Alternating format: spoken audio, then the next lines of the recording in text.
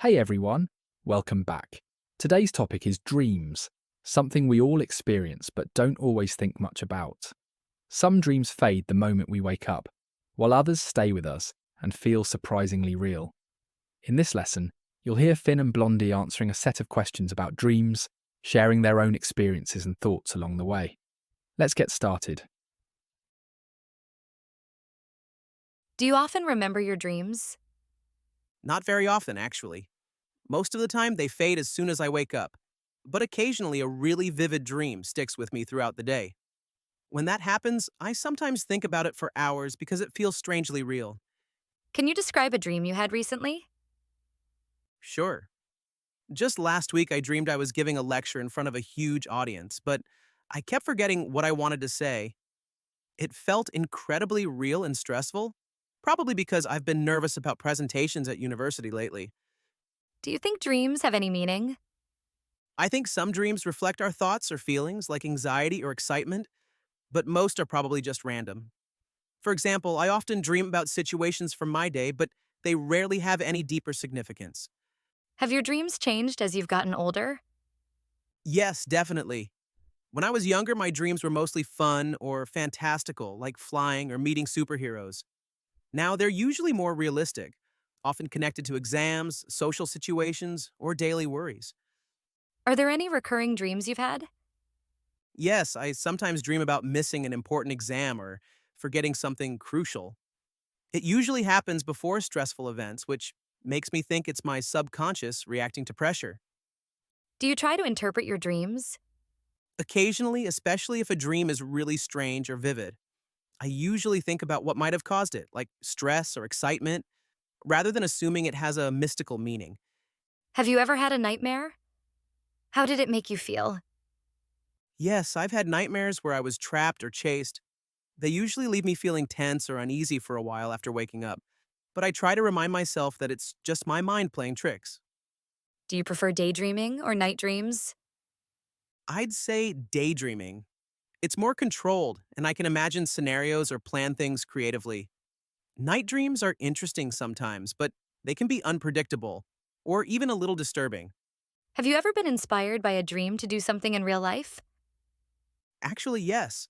Once I dreamed about organizing a study group to help other students with difficult subjects, and I ended up doing exactly that the following week. It was surprisingly productive and motivated others to join. Do you think dreams can predict the future? Not really. I think dreams are more like reflections of our thoughts and experiences. Occasionally, a dream might coincidentally resemble something that happens later, but I don't believe they can genuinely predict the future. So that was Finn. His answers feel quite reflective, with plenty of detail and personal examples that make his ideas easy to follow. Now let's take a look at how Blondie answers the same questions. Do you often remember your dreams? Not as much as I'd like to, honestly.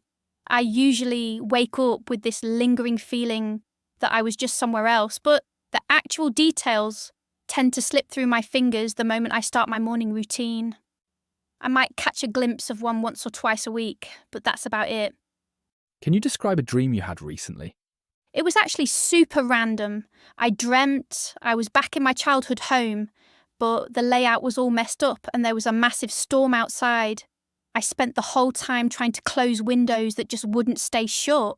It was pretty exhausting, even though I was technically asleep. Do you think dreams have any meaning? I'm a bit on the fence.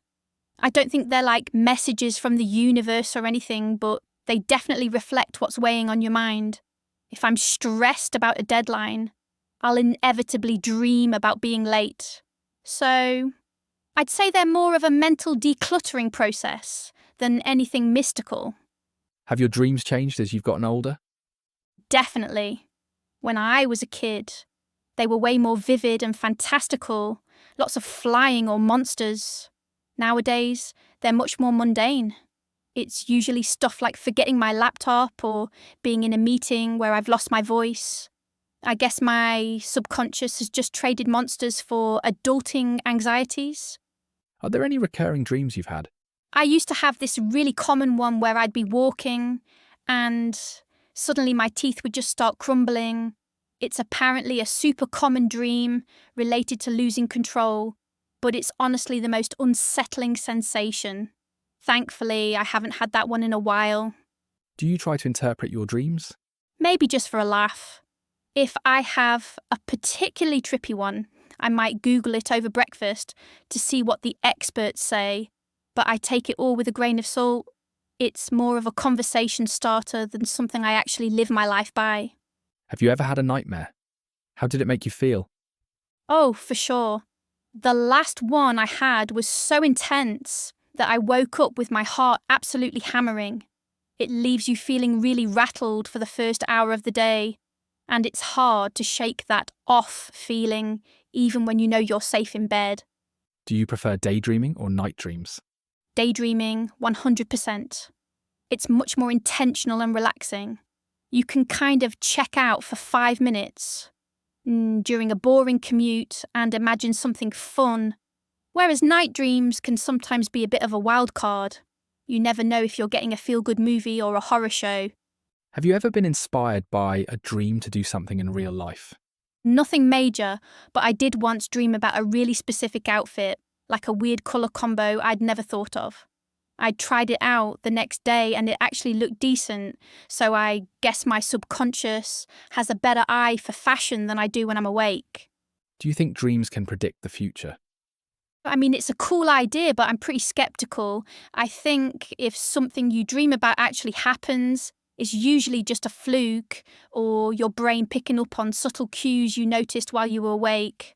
I don't think I'll be winning the lottery based on a dream anytime soon. And that was Blondie. Her tone is more casual and conversational, but the answers are still clear and well developed with plenty of personality coming through.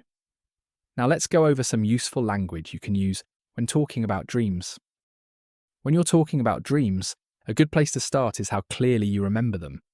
You might say a dream fades as soon as you wake up if you forget it quickly, or that it sticks with you if it stays in your mind for a long time. Words like vivid and expressions like feel incredibly real help you describe how intense the experience was, which makes your answer sound more engaging and detailed. If the question is about whether dreams have meaning, it's useful to show a balanced view. You can say dreams reflect your thoughts or what's weighing on your mind to suggest they're connected to your emotions. At the same time, describing them as random or saying they don't have any deeper significance allows you to present a more neutral or skeptical opinion, which makes your answer feel more complete.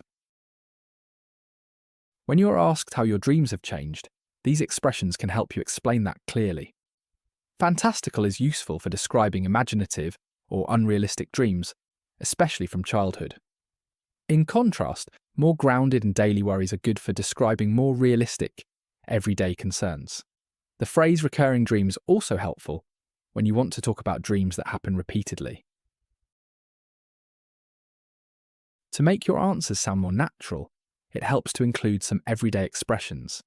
Saying you're on the fence shows uncertainty in a relaxed way, while take it with a grain of salt suggests you don't fully believe something. A wildcard is a great way to describe something unpredictable, and just for a laugh helps you explain that you're doing something casually without taking it too seriously. When you're describing nightmares or strong dreams, it's important to explain how they made you feel. You might say a dream made you feel uneasy if it left you slightly uncomfortable, or that it left you rattled if the feeling was stronger and lasted for a while. Expressions like heart racing help you describe a physical reaction, especially after a nightmare, and hard to shake off is useful when you want to explain that the feeling stayed with you even after you woke up. And that's a wrap on today's Part 1 topic on dreams. It's fascinating to see the different ways these questions can be answered. From Finn's grounded, reflective style to Blondie's more casual, idiomatic approach. The next time you wake up with your heart hammering or find yourself checking out during a boring commute, try to put words to it. Whether a feeling's hard to shake or you're just taking a dream with a grain of salt, using these expressions is the best way to demonstrate natural fluency and sound more like a confident speaker during your interview. If you want more practice like this, you can join the membership for access to extra lessons and speaking topics to keep you going. Thanks for hanging out with me today. Hopefully, you've picked up some useful phrases to describe your own nightly movies. I'll see you in the next episode, and until then, Sweet dreams.